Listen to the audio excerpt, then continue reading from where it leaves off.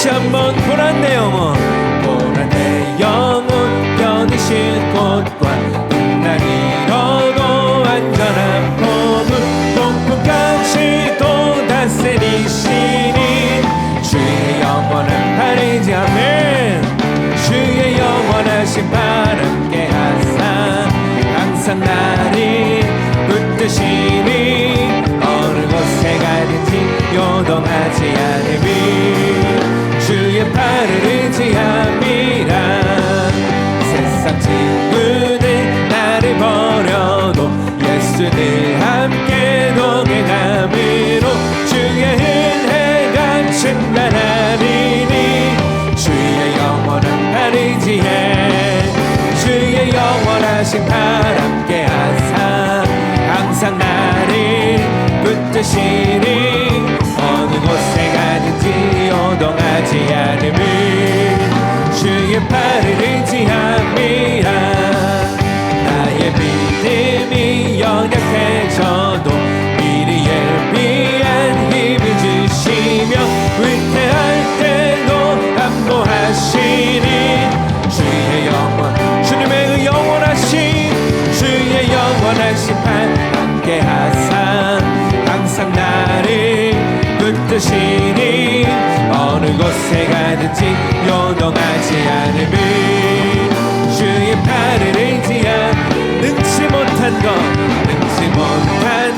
주께 없으니 나의 인생을 주께 맡기며 나의 모든 짐 대신 지시니 주의 영. 다시 한번 고백합시다. 능치 못한 것 주께 없으니 주께 없으니 나의 인생을 주께 맡기며 나의 모든 짐 대신 지시니 주의 영원한 발.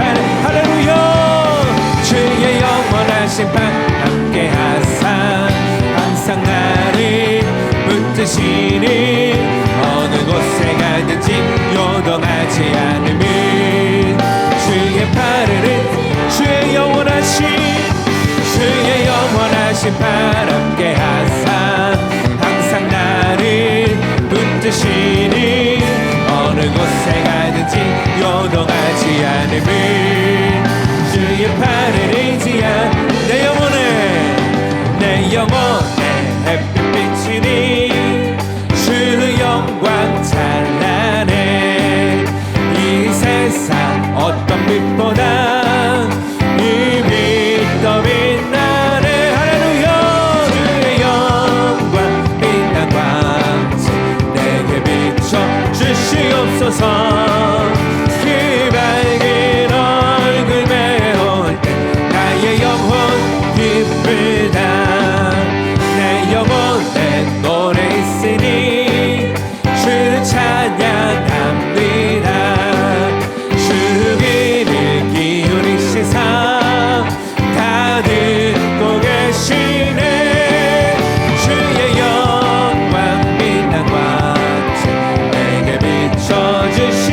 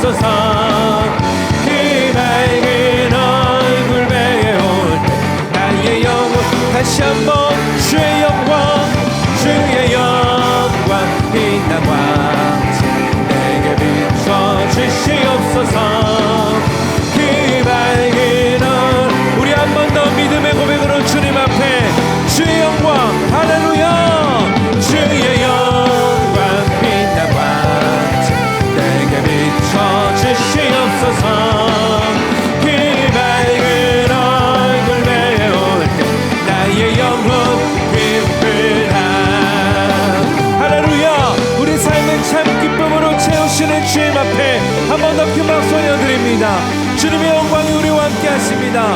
넘쳐나는 주의 은혜가 우리 삶에 가득합니다. 할렐루야.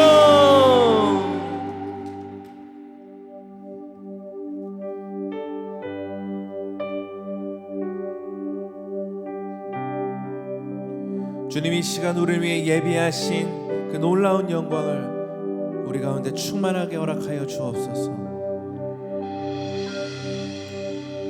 우리 주는 위대하며 능력이 많으시도다. 그의 지혜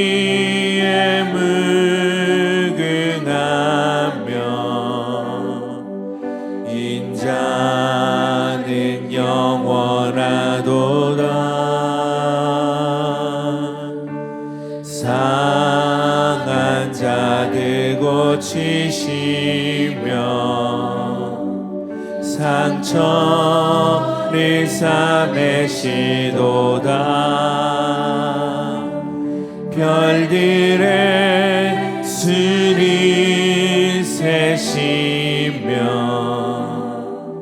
이름을 붙이셨도다.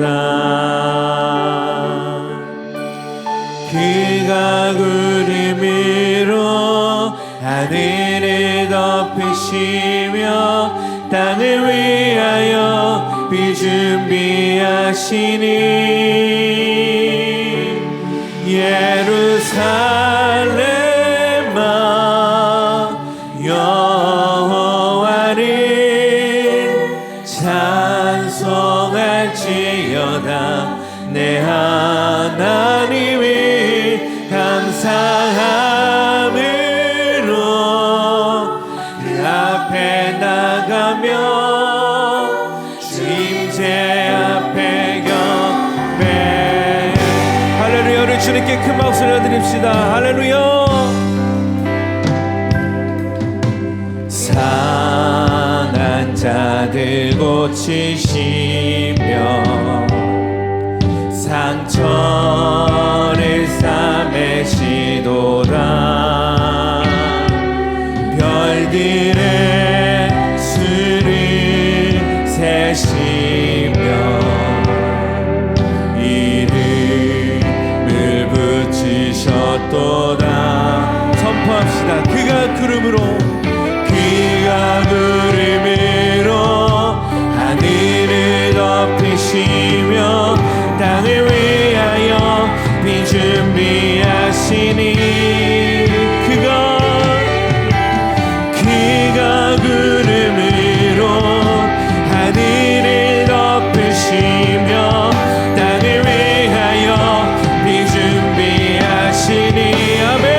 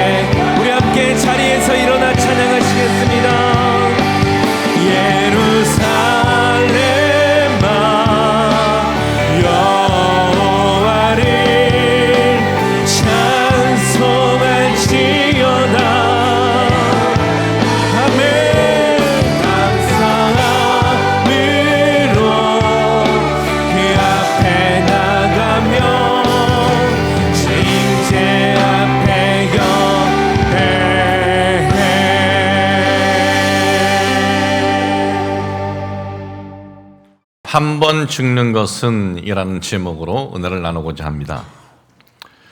인류는 기술 개발로 인해서 많은 부분 정복을 했습니다.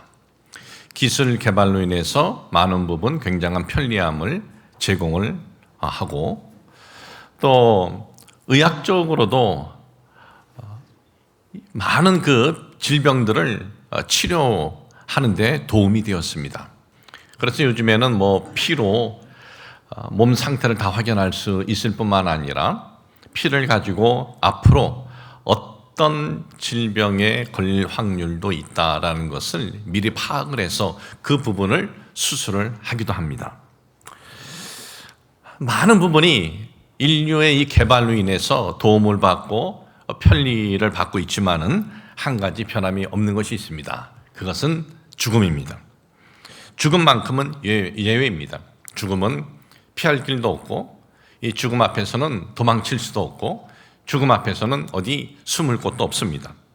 그래서 지금 이 순간에도 누군가는 사랑하는 이가 죽어가는 것을 옆에서 지켜보고 있기도 하고 또는 누가 갑자기 죽었다라는 그런 소식을 우리가 듣기도 합니다.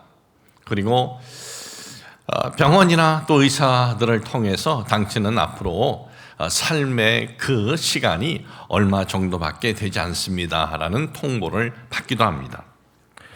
누구나 한번 겪어야 할 죽음, 그 누구도 예외 없는 이 죽음 앞에서의 반응은 어떻습니까? 대부분 반응은 비슷합니다. 죽음이라는 단어조차도 우리는 꺼려하게 되고 죽음 하면은 공포가 있고 또 죽음 하면 슬픔이 있습니다. 그리고 이 죽음 하면은 우리는 이 애통함이 있습니다. 이것이 죽음이고 이 세상에 존재하는 사람들 중에 그 누구도 피할 수 없는 것이 죽음인데 그렇다면 이 죽음에 대한 바른 인식을 우리가 갖고 있어야 하지 않겠습니까? 왜? 누구나 다 겪어야 할 건데 누구나 다 만나야 할 건데 이 죽음에 대해서 우리가 바른 인식을 갖고 있어야 된다는 것입니다. 성경은 이 죽음에 대해서 뭐라고 말씀하고 있나? 오늘 읽어드린 본문에 보면 한 번 죽는 것은 사람에게 정해진 것이요 그 후에는 심판이 있으리니 그랬어요. 정해졌다. 정해진 이 원어를 보면 아포케이타이로 쓰여져 있습니다. 이것은 예비되었다라는 것입니다. 예비되어서 누구나 그 예비된 것을 만나게 된다. 앞에 단어가 뭡니까? 죽음. 죽음은 그 누구에게도 피할 수 없이 예비된 것이다 라는 것입니다. 그런데 성경은 이 예비된 이 죽음, 누구나 다 만나는 것이니 그렇게 알라 이렇게 끝나는 것이 아니라 죽음으로 끝이 아니라 죽음이 무엇으로 연결이 되느냐? 심판 앞에 쓴다. 이 심판이 있다라는 이 헬라어 크리시스는 판단, 판결이라는 의미예요. 그러니까 죽음으로 끝이야, 죽음으로 소멸이야 이것이 아니라 판단 앞에 쓴다, 판결 앞에 쓴다. 하나님의 판단과 하나님의 판결 앞에 쓴다라는 것이에요. 모든 인생들이 피할 수 없는 죽음, 그리고 그 죽음으로 끝이 아니라 어떤 그 심판 앞에 쓴다고 하는데 이에 대한 이 성경적인 이 죽음에 대한 그러면 선언은 무엇이나 우리가 이번 주 우리가 말씀을 보고 원래 이번 주에 이 내용을 전체적으로 말씀을 함께 나누려고 했는데 하다 보니까 이 첫 번째 대지가 너무 좀 길어가지고 이번 주 하고 그리고 요 다음 주는 40주년 기념 예배라 제가 준비한 다른 말씀이 있습니다. 그래서 3월 첫 주에 이어서 이 말씀을 보도록 하겠습니다. 죽음, 우리가 이 죽음에 대해서 우리가 무엇을 갖고 어떤 인식을 갖고 살아야 하느냐? 첫 번째는 언제 죽음을 맞이할지 모른다라는 거예요. 언제 어떻게 죽음을 맞이할지 모른다. 이 한 번 죽는 것은 사람에게 정해진 것이고 그리고 불변인데 대부분 사람들은 어떤 생각을 합니까? 우리가 언제 어떻게 만날 줄 모르는데도 우리는 먼 훗날 이런 생각을 갖고 있거나 아니면 아예 죽음 앞에 서기 전까지 그걸 잊어버리고 산다는 거예요. 어떤 장례에 대한 소식을 들었습니다. 그리고 조문까지 갑니다. 조문까지 가면서 지금 저 관 속에 있는 저 사람의 모습이 그 모습이 내일 나의 모습이 될 수도 있는데도 불구하고 우린 그런 생각을 하지 않아요. 그것은 저 사람의 일이다라고 생각을 한다라는 것입니다. 여러분, 죽음에 대해서 묵상을 해야 된다. 지금 그거 논하는 것이 아닙니다. 죽음에 대해서 조심하라는 것이 아닙니다. 우리가 지금 인생을 열심히 최선을 다해서 살아가지만 언제 어떻게 하나님 앞에 서야 할지 모른다라는 것을 잊지 말라는 거예요. 오늘 쓸 수도 있고 내일 쓸 수도 있고 일주일 후에도 쓸 수 있고 하나님 앞에 설 수 있다는 것을 잊지 말라. 이것이 왜 우리 그리스도인들에게 중요합니까? 우리가 언제 그리고 어떻게 하나님 앞에 서야 할 줄 모른다는 것을 우리가 인식할 때 삶을 어떻게 살아가겠어요? 악하게 살아가겠습니까? 악하게 살다가 하나님 앞에 설 수도 있는데 악한 삶을 걷지를 않을 겁니다. 우리는 선한 삶을 추구하게 되는 거예요. 우리가 살아갈 때 내가 하나님 앞에 언제 어떻게 설 수 있다, 언제든 설 수 있다라는 것을 우리가 잊지 않는다면 악의 길에서도 돌이켜서 선의 길을 향해서 나아가게 될 것이다라는 것입니다. 누가복음 12장에 보면은 예수님께서 한 부자의 비유를 말씀을 하십니다. 어느 한 부자의 이야기인데요. 그는 아주 큰 밭을 가지고 있었습니다. 밭을 가지고 있었는데 그의 풍성한 또 수확을 얻게 되었습니다. 그는 아주 큰 곡간도 갖고 있었지만은 이번엔 너무나 풍성한 수확을 그가 얻기 때문에 그 곡간으로 모자라는 거예요. 그래서 더 큰 곡간들을 세워야겠다 하는 이 부자 이야기의 스토리를 우리는 딱 성경을 볼 때 그냥 농사가 잘 돼서 큰 수확을 얻었구나. 우린 그렇게 생각을 하는데 그 시대에 살아가고 있는 그들에게 있어서는 그 말씀이 어떻게 다가왔느냐? 그 말씀이 모든 이들이 굉장히 흠모하고 사모하고 자기들도 그러한 삶이 되었으면 하는 그러한 마음들로 그 말씀을 듣게 됩니다. 자, 오늘 우리가 인식하는 그런 정도의 부자가 아니에요. 그 당시 배경을 이렇습니다. 우리가 구약 성경을 보면 말라기에서 끝나요. 그 다음에 마태복음, 이 복음서가 이어집니다. 그러면 구약 말라기에서 복음서를 이어지는데 그 중간 시대가 있어요. 중간사라 그래요. 이 중간사가 400여 년이 되는데 400여 년 이 중간사에 많은 일들이 일어납니다. 여러분, 우리가 신약성경에 보면 바리새인도 나오고 사두개인도 나오고 에세네파도 나오는데 도대체 이게 뭐냐? 구약에는 이런 단어가 없는데 이런 단어를 알려면 이 중간사에 일어났던 사건들을 우리가 알게 되면 그래서 바리새인이 생겼고 그래서 사두개인이 생겼고 이래서 에세네파가 생겼구나 알 수가 있어요. 이 중간세에 대한 내용을 가지고 제가 앞으로 좀 설교를 준비를 해서 금요 예배 때든지 해서 한 6개월이고 1년이고 이렇게 좀 하려고 하는데, 자, 그 시대를 보면은 농경진을 갖고 있다고 해서 다 모든 사람들이 부러워하는 그러한 시대가 아닙니다. 그 시대에 농경지를 갖고 농사를 짓습니다. 수확을 얻어요. 근데 수확을 얻으면 그게 다 자기 거가 아니에요. 종교세로 1% 나가고 또 10% 나가고 로마 세금 나가고 해서 이 100개를 얻었으면 몇 개가 빠져나가느냐? 50개가 빠져나가요. 그럼 50개를 가지고 자기가 살아야 되는 겁니다. 그런데 복병을 만나면 큰일 나는 거예요. 가뭄을 만나거나 기근을 만나면은 이거는 갖고 있었던 농지 다 내놓아야 돼요. 왜?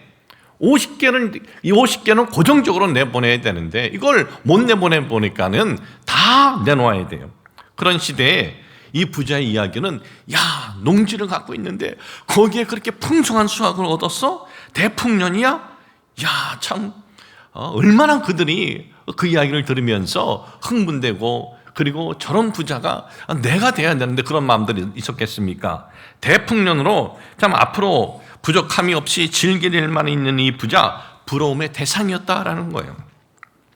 이 부자는 이제 앞으로 신날 일만 남은 겁니다. 곡간도 크게 쳐서 신나해 했고 또 앞으로 먹고 마시고 즐길 일만 있는 겁니다. 그런데 그날 밤에 하나님께서 그 영혼을 데려가시면 그것이 누구 것이 되겠느냐 이거예요.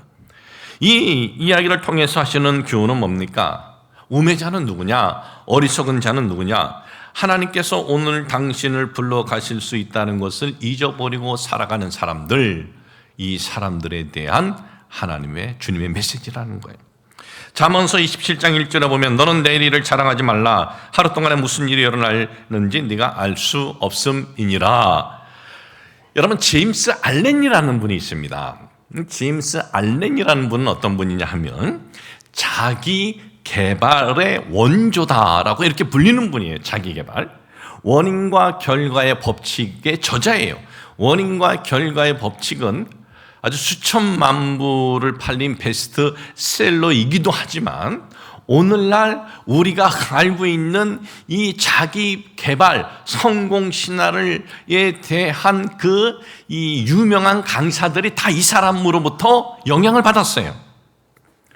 뭐 이름만 대면 다 아는 나폴레옹 힐, 데일 카네기, 노만 빈센트 필, 지글러, 이 성공 신화 인물들이 다 이 사람에게 이 영향을 받았는데, 이 사람은 자기 개발서의 대가라고도 하고 원조라고도 합니다. 근데 이 사람은 38살에 작가로 전업을 합니다. 작가로 전업을 해서 10년 동안 몇 권의 책을 썼느냐? 19권의 책을 씁니다. 19권의 책들이 세상 사람들에게 굉장히 유익한 책이었고, 많은 사람들이 이 사람의 강연에 매료되어 있고, 이 사람은 앞으로도 더 많은 책들로 세상을 살아가는 이들에게 도움을 줄 것이다, 강연으로 인해서 많은 이들에게 도움을 줄 것이다 라고 생각을 했습니다. 그리고 수천만의 사람들이 이 사람의 그 강연과 책을 통해서 자기 개발에 대한 도움을 받았어요. 그런데 앞으로도 왕성하게 집필을 할 것이고 앞으로 왕성하게 많은 강연을 할 것이다 했는데 48살에 갑자기 세상을 떠납니다. 갑자기 죽었어요. 아무리 자기 개발에 대한 원조고 개발의 대가라고 할지라도 자기 죽음에 대해서는 어떻게 할 수 있는 것이 아니에요. 살아있을 때 무슨 개발은 할 수 있지만 자기 죽음에 대해서 그거 어떻게 할 수 있는 것이 아니에요. 그때를 자기가 정할 수가 없는 거예요. 우리는 우리 자신은 물론이고 우리 주변에 사랑하는 이들에게 그런 일이 닥치지 않기를 바라지만은 언제 어떻게 죽음을 맞이할지 모릅니다. 예고 없는 죽음을 만날 때 우리가 이것을 잊지 않는다면 어떤 예고 없는 죽음을 만날 때 우리는 그 예고 없는 죽음도 받아들일 수가 있는 거예요. 죽음은 갑작스러운 사고로 있을 수도 있습니다. 죽음은 병으로도 올 수도 있습니다. 죽음은 이제 노쇠해서 올 수도 있는 거예요. 누구나 한 번은 겪는 일인데 좀 다른 사람보다 일찍 올 수도 있고 또는 좀 평범하게 올 수도 있고 또는 늦게 올 수도 있어요. 차이는 딱 하나예요. 시간적 차이뿐이에요. 시간적 차이. 마케도니아의 알렉산더 대왕이라고 있습니다. 이 알렉산더는 20살 때 계승을 받습니다. 아버지 왕의 자리를 계승을 받습니다. 살아있을 때부터 전설적인 그 이야기들이 많은 인물입니다. 살아있을 때도.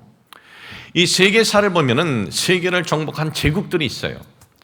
바벨로니아 제국, 대제국입니다. 우리는 성경 속에서 바벨로니아가 이스라엘을 한 번 침공하고 두 번 침공하고 세 번째 침공해서 이스라엘을 멸망시켰다라는 그 정도로만 알고 있는데 그렇지 않습니다. 바벨로니아가 정복한 나라들이 얼마나 많은지 모릅니다. 이 바벨로니아의 제국, 그러나 그 제국은 그렇게 오래 가질 않습니다. 이 바벨론 제국은 어느 나라를 정복하면 그 나라 국민들을 자기 나라의 포로로 데리고 오는 그런 정책을 이제 썼는데 이 바벨론 제국을 무너뜨린 제국이 있습니다. 페르시아 제국입니다. 이 페르시아 제국은 바벨론을 무너뜨리면서 어떤 정책을 썼습니까? 이 끌려온 포로로 끌려온 그들을 너희 나라로 돌아가라 그래요. 스룹바벨 성전 짓기 시작을 하면서 너희 나라로 돌아가라. 이 마지막에 이제 느헤미야까지 이렇게 첫 번째, 두 번째, 세 번째 이렇게 보내는데 돌아가라 그랬는데 너희 땅으로 돌아가라 그랬는데 별로 안 돌아가요. 왜? 이스라엘 땅은 아주 황무지가 되어버렸습니다. 그리고 이 페르시아는 어떻습니까? 최고의 문명의 사회예요. 그리고 페르시아는 어떤 정책을 썼냐면 누구든지 오픈해진 거예요. 그러니까 정복당한 민족이라도 실력이 있고 그리고 재능이 있으면 갈 길이 열리는 거예요. 자, 이렇게 이 페르시아 제국, 그런데 페르시아 제국은 누가 무너뜨리느냐? 알렉산더가 무너뜨립니다. 마케도니아 알렉산더. 이 알렉산더는 이 세계를 정복하면서 어떤 그 사람이 꿈을 가졌냐면 헬레니즘으로 세계를 통일해야겠다 그랬어요. 모든 것을 헬레니즘 문화로, 그러니까 언어도 그리스 문화로 통일하라. 책들도 다 그리스어로 번역해서 놓고, 그리고 종교도 그리스도 종교, 문헌도 그리스어로 통하고 종교도 그리스 종교. 그리스 종교로 하면서 유일하게 이때 우리는 그리스 종교를 따를 수 없다, 우리는 성전에서 하나님, 야훼 하나님을 섬겨야 한다 하면서 일어난 나라가 유일하게 유다 민족이에요. 그래서 그때 유다 민족이 잠시 독립을 얻은 적이 있어요. 그 유명한 마카비 혁명, 마카비 전쟁, 이것이 이제 중간사에 있는 내용들인데, 이 알렉산더는 계속해서 국가들을 정복하고 땅들을 정복을 하고 계속 정복해 나갑니다. 한 번도 패배한 적이 없어요. 그런데 이 사람이요, 32살의 나이에 갑자기 세상을 떠납니다. 열병으로 죽어요. 자기는 32살에 세상을 떠날 거라고는 꿈에도 생각 못했죠. 그 넓은 땅들을, 제국들을 다 그가 점령하면서 앞으로도 내가 점령할 그 땅들이 얼마나 많은가, 그걸 다 어떻게 정복할까, 그런 소원들이 있었는데 갑자기 죽어버려요. 어떻게 되었을까요? 그 많은 땅들, 자기 밑에 4명의 부하들, 4명의 장군들이 논아가져요. 알렉산더의 아들 자손은 어떻게 돼요? 다 죽여버려요. 그는 계속적으로 더 많은 영토, 국가 정복할 것이라 생각을 했습니다. 그런데 그 위풍당당하던 알렉산더가 32살의 나이, 열병 하나 딱 걸려가지고 세상을 떠나고 말았습니다. 그리고 그가 그 정복했던 모든 나라들은 자기 밑에 4명의 부하들에게 줘요. 그 모든 고생, 아버지가 왕이요, 자기도 왕이요 했던 것, 그리고 그 많은 땅들을 정복을 해서 자기 후대들에게 주려고 했는데 32살의 나이로 딱 끝나버리면서 그 많은 것들을 그 밑에 다른 사람들이 다 놀아가지고 만 거예요.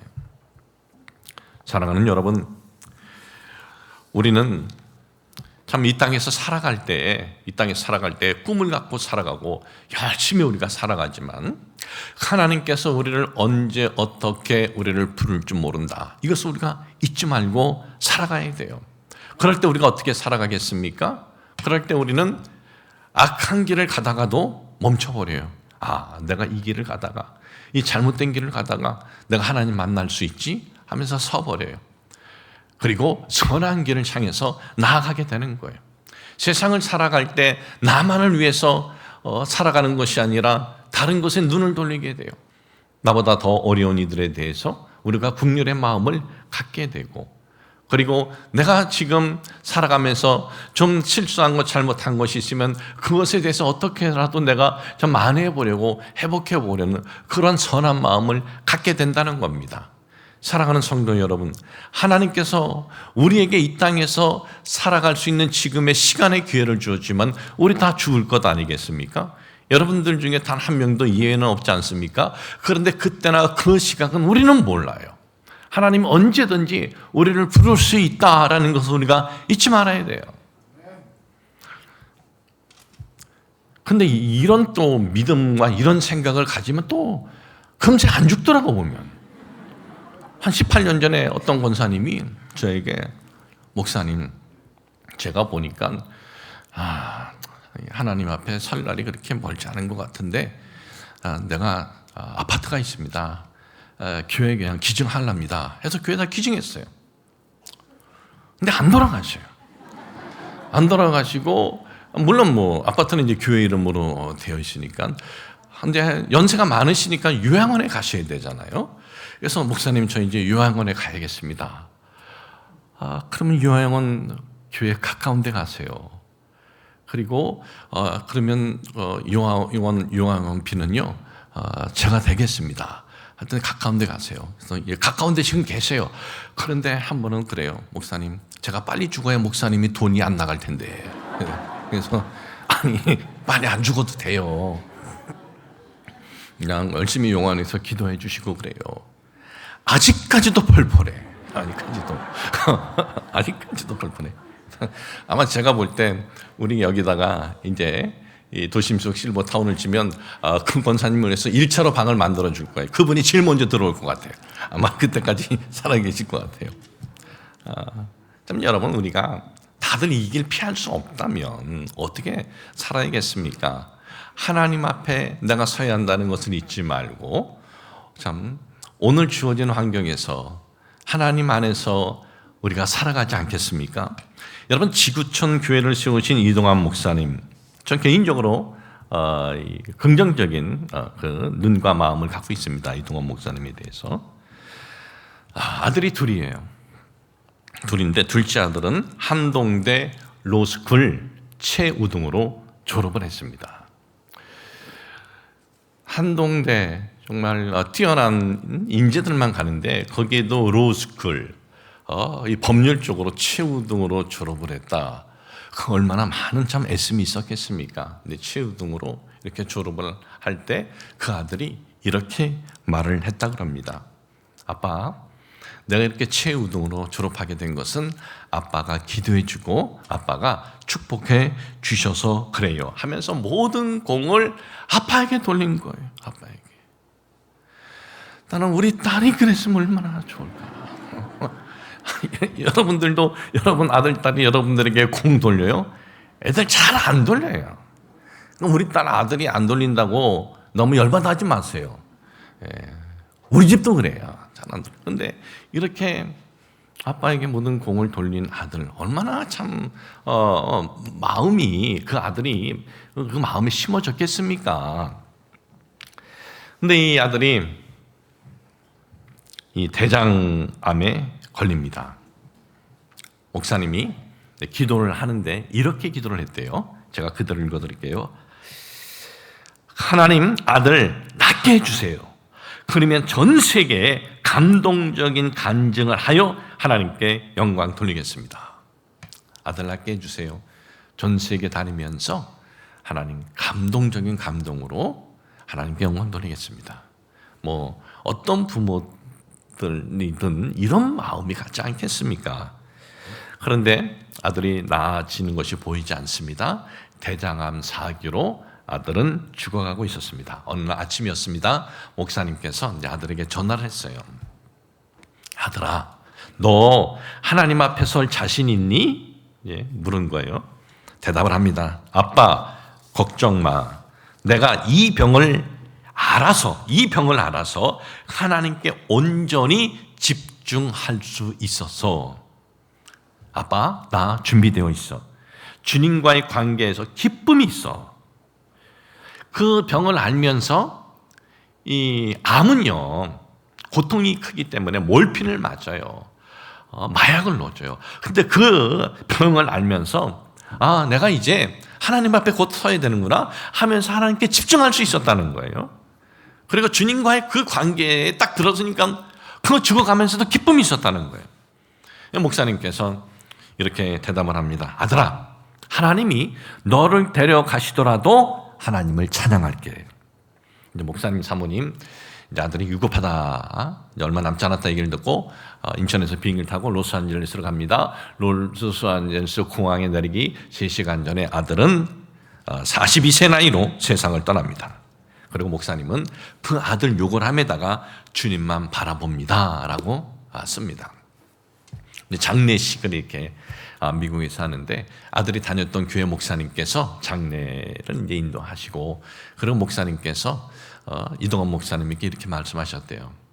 목사님, 그 아픈 와중에서도 정말 하나님께 그렇게 기쁨으로 집중하면서 하나님 앞에 갔습니다 라고 하는 거예요. 이동환 목사님은 이제 그 글에 이렇게 씁니다. 마무리를. 저는 천국을 너무나 사모하게 되었습니다. 이 천국이 인생의 궁극적인 성공이며 축복입니다 라고 마무리를 칩니다. 여러분, 인생의 성공, 인생의 축복, 그건 뭐예요? 우리가 이 땅에서의 삶이 정말 다라면 이 땅에서 보이는 외적인 것을 어떻게 드러날까? 이것이 성공, 이것이 축복이겠죠. 그러나 여기서는 다 잠시잖아요. 잠시 지나가는 우리는 지금 이 나그네 같은 길인데, 그래서 이 땅에서는요 정말 불공평한 것들도 많아요. 불공평한 것들.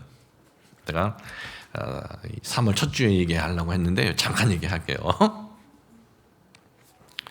어느 날 목사님이 너무나 속 터져하는 거예요. 예전에 저 스승 되시는 주영균 목사님께서 이제 교회들마다 은퇴하시면서 독립을 다 시켜주셨어요. 목사님이 직접 이렇게 그 영향력 있는 큰 교회들, 뭐 우리는 뭐 우리가 땅 사고 짓고 이렇게 했지만은 거기는 목사님께서 교회 건물 빚 하나도 없이 교회 건물도 해줘, 많은 데는 수만 명 성도 출석, 그렇게 해서 목사님께서 나한테 잘하는 사람 주겠다가 아니고 은퇴하실 적에 거기서 목회하는 목사들에게 너희들이 거기서 그냥 담임해 이렇게 돼버린 거예요. 그러니까 2년마다 이렇게 인사이동했던 목사들이 하루아침에 거기에 이제 영구적인 담임이 되어버린 거예요. 근데 해외에서 나갔던 수많은 목사들이 있잖아요. 여의도 출신들. 얘네들은 멘붕에 빠진 거예요. 이 목사님들이. 한 분 와서 표현을 이렇게 해요. 고 목사님. 이렇게 둘러 앉아가지고 뭐 이렇게 돌다가 이렇게 뭐 탁 놓으면은 이렇게 찾아가지고 하는 건 뭐라 그러더라? 예? 수건 돌리기. 고 목사님, 수건 돌리기를 하다가 어느 날 멈춰. 근데 그대로 멈추니까 거기가 자기 자리래. 나는 이 외딴 선교사로 있는데 나도 언제나 갈까 하고 기대하고 있었는데 세상에 이렇게 불공평한 게 있나 그러는 거예요. 보니까 어떤 친구는 선교도 안 가고 그냥 영향력 있는 누구만 붙들어가지고 그렇게 하다가 그랬는데 솔직히 그런 마음이 안 들겠어요? 들지. 세상엔 똑같진 않지만 이런 불공평한 것이 얼마나 많아요.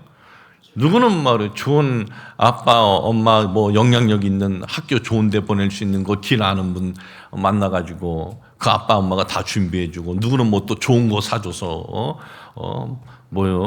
말도 타고 차도 타고 뭐 이러고 다니고. 근데 우리는 뭐예요? 많은 이들이 이렇게 볼 때 불공평한 것이 있어요. 그러나 하나님께서는 세상에 그런 불공평한 것은 잠시야.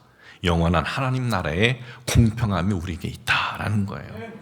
그래서 이 땅에서 살아갈 때 좀 불공평한 게 보여도 언제 어떻게 하나님이 나를 부르면 나는 하나님 앞에 간다. 하나님 앞에 선다.